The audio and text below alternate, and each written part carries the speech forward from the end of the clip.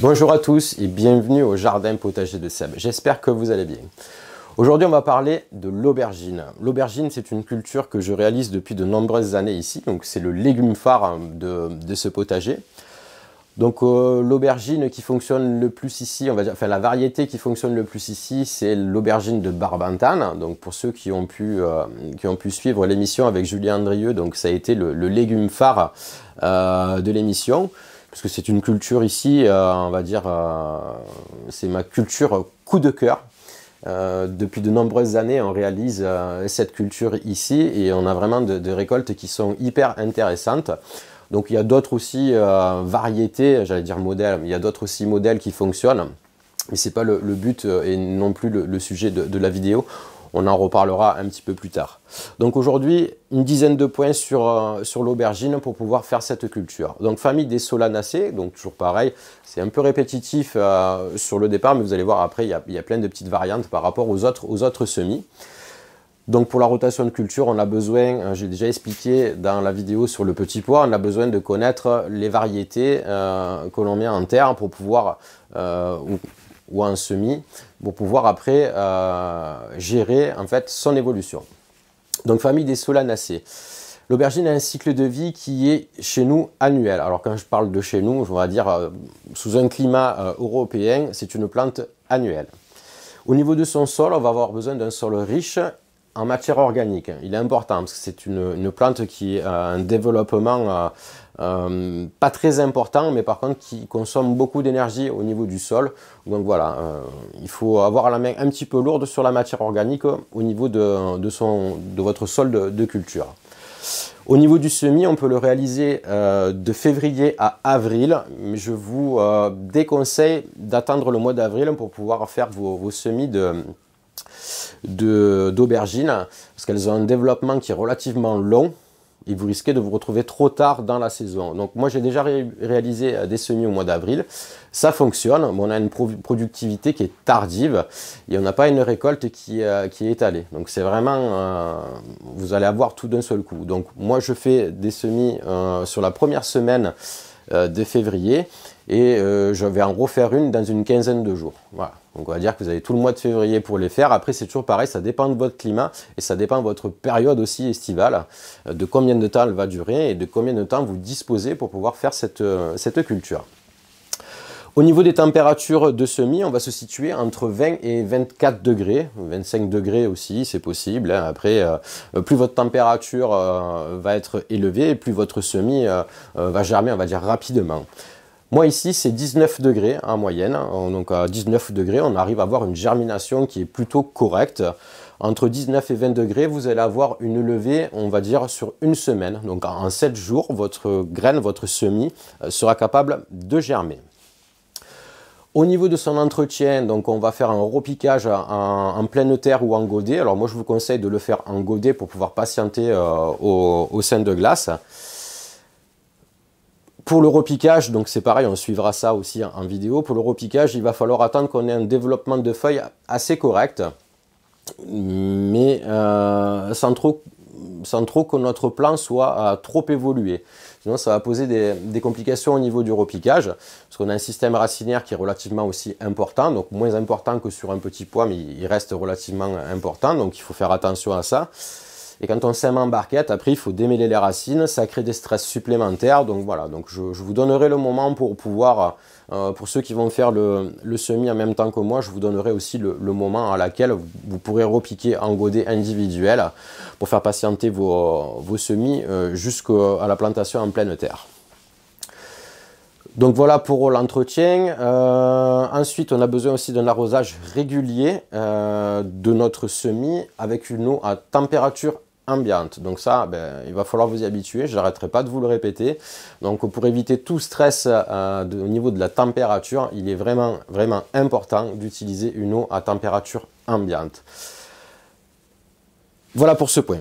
Ensuite, au niveau des récoltes, comme ça vous avez tous les éléments. Si vous faites votre semis au mois de février, là sur la première semaine, vous pouvez avoir des récoltes à partir du mois de juin. Après, ça va aussi dépendre du climat qu'on va bénéficier, on va dire, pendant toute la période de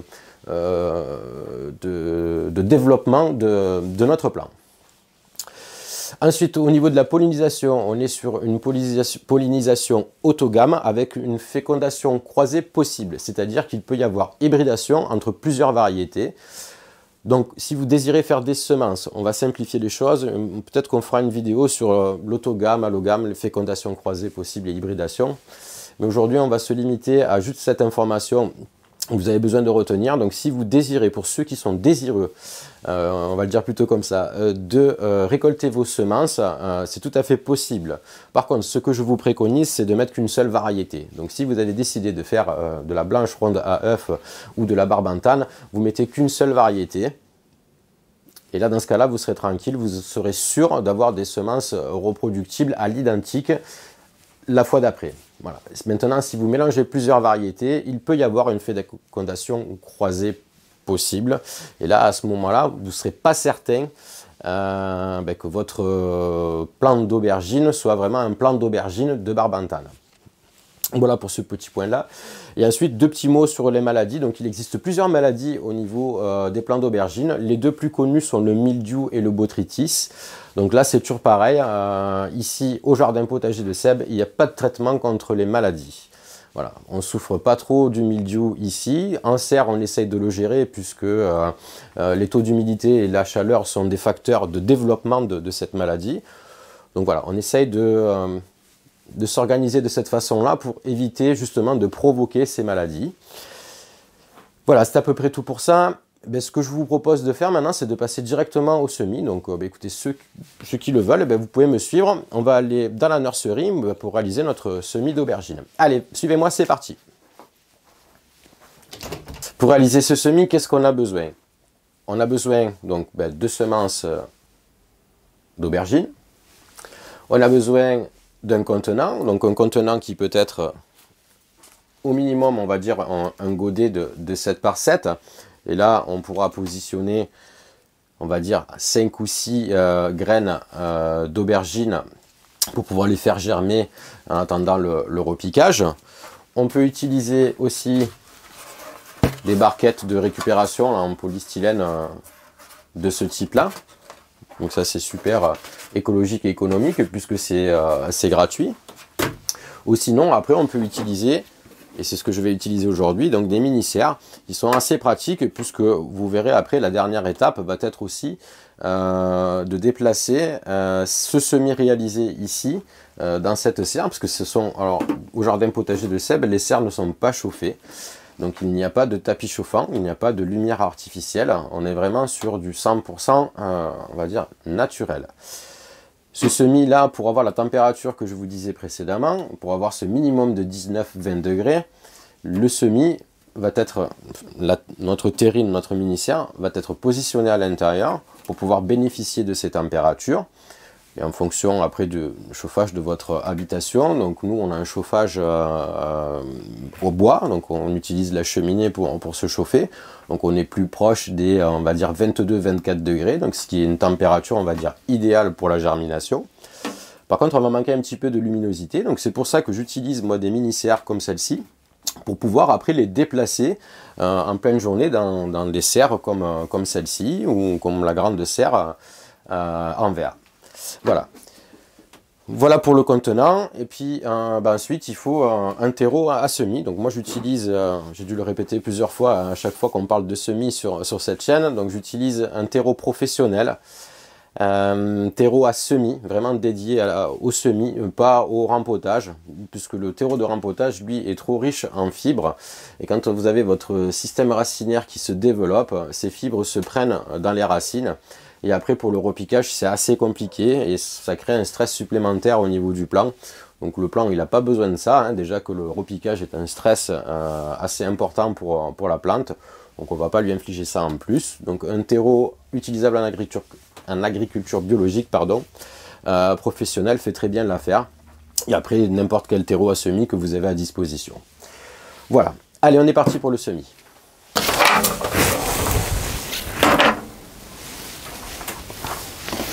Donc ici, dans le bac de repiquage, deux sortes de terreaux. Donc le premier terreau dans le grand bac, On est sur un terreau qui lui est un terreau, on va dire, de rempotage avec des fibres. Il est un petit peu plus grossier.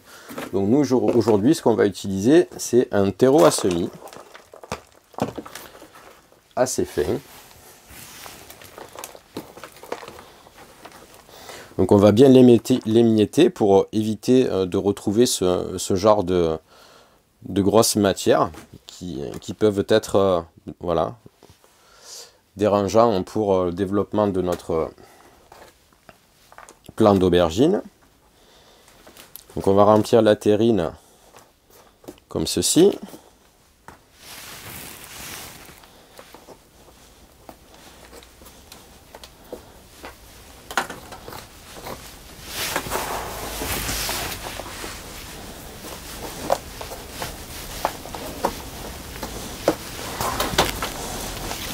Voilà.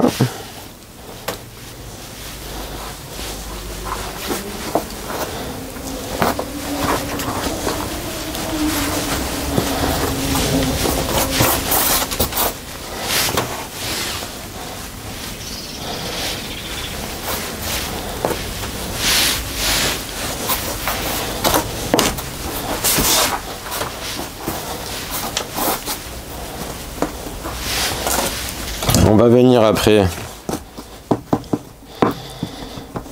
faire un lit de semences bien plat. Donc là, pas besoin d'appuyer, hein, pas besoin d'exercer une grosse pression sur notre substrat. On a simplement, voilà, besoin de faire un lit de semences, on va dire le plus plat possible. Ensuite, voilà, à l'aide de mon stylo, donc vous pouvez prendre un bâton, hein, on va réaliser de légers petits sillons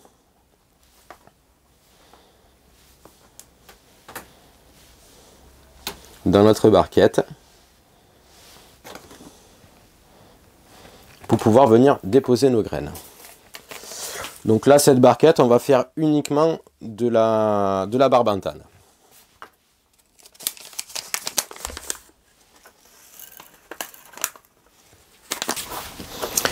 Voilà, et on va venir positionner une graine tous les 2 cm, voire 3 cm.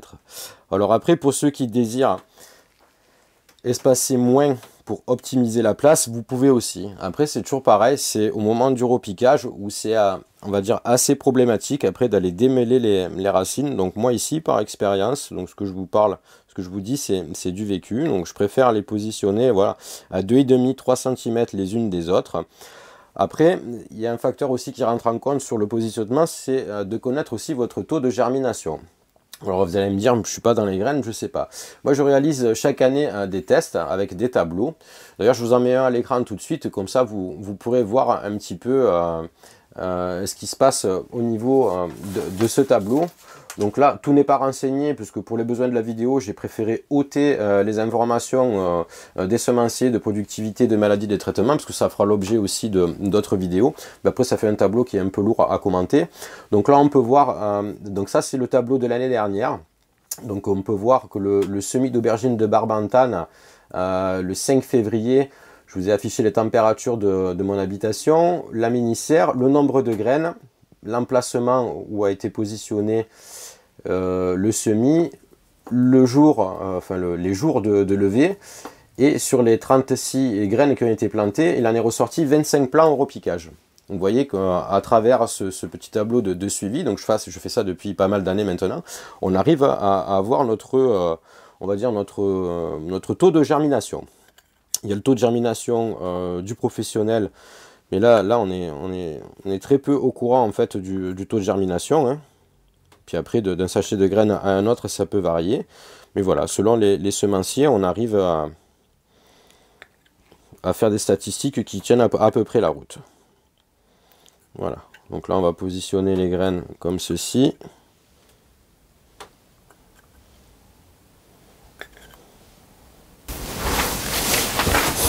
Voilà. Voilà, nos graines sont maintenant positionnées. On va venir poser la petite étiquette ici pour déterminer la variété qui a été semée dans la barquette.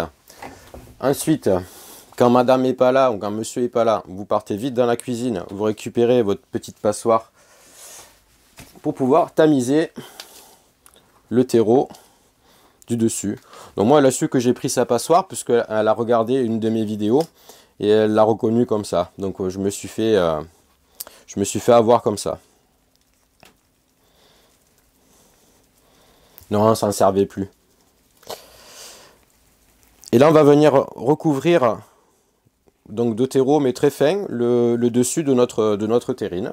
On va venir recouvrir nos graines de allez, 3, 4, on va dire 4 mm. C'est largement suffisant. Mais il faut vraiment que nos graines soient bien recouvertes, bien enveloppées. Donc quand vous tamisez comme ça, il y a toujours, on va dire, un résidu, on va dire, de matière beaucoup plus grosse. Ce que vous faites, c'est que vous le remettez directement dans votre terreau de repiquage. Comme ça, rien n'est perdu. Donc là, on a encore des zones qui ne sont pas recouvertes.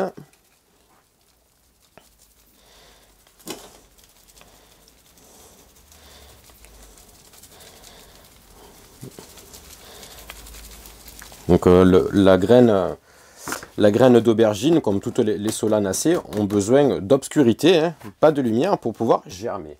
Ensuite, j'utilise ce petit accessoire que je me suis fabriqué pour tasser légèrement ma terrine. Là, c'est pareil, c'est pas la peine, on va dire, de damer la terrine. On a simplement besoin, voilà, de mettre en contact les graines avec le terreau. Et après, je décompacte légèrement le bord, comme ceci. Voilà.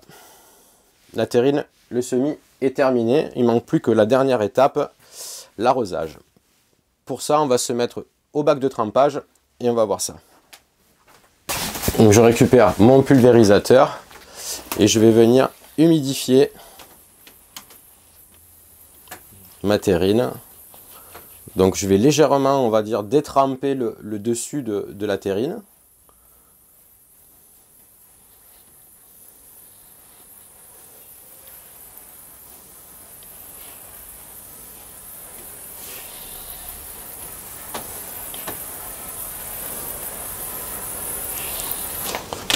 Je vais attendre que l'eau soit absorbée par le substrat, par le terreau de semis, et je vais répéter deux fois l'opération pour être sûr que mon terreau soit bien humidifié et que la température combinée de cette humidité vienne déclencher la germination.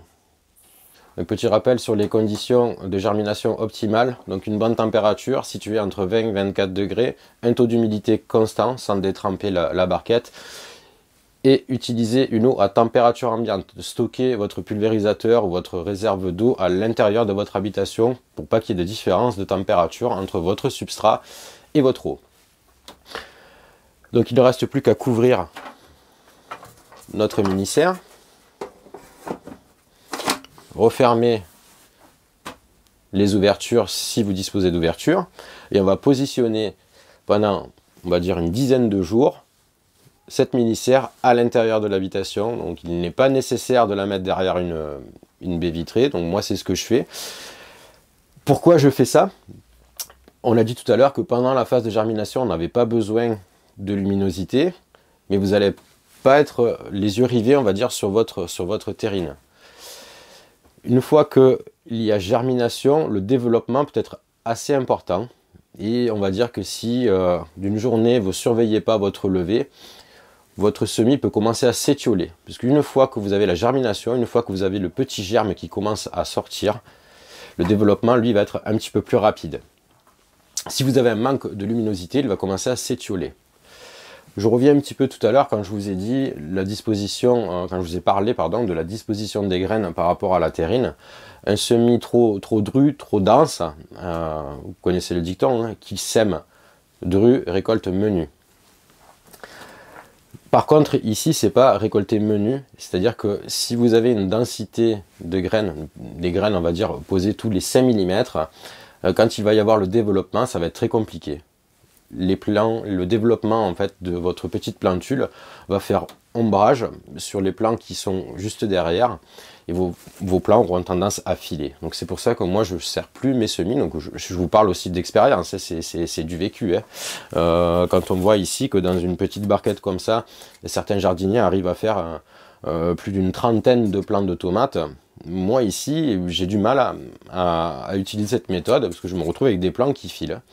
Donc vraiment, voilà. Essayez d'avoir un maximum de place, espacer, on va dire, au maximum du raisonnable, hein, on va dire 2,5, 3. Dans une terrine comme ça, c'est assez intéressant. Donc là, on a fait je sais pas combien de sillons, mais en général, par rangée, on a une dizaine de graines. Donc là, on peut facilement faire 50 plants d'aubergines dans une terrine comme celle-ci, hein, sans problème. Voilà. Donc, une fois que ça, c'est terminé, on va dire qu'on a fait le plus important et il ne nous reste plus qu'à les stocker à l'intérieur. Voilà. J'espère que cette petite vidéo vous a plu. Si vous avez des commentaires, donc n'hésitez pas, hein, dans l'onglet commentaires, posez vos questions, échangez, partagez, communiquez. Et je ne manquerai pas de vous répondre. Sur ce, je vous dis à la prochaine pour une nouvelle aventure au jardin potager de Seb. A plus, bye bye.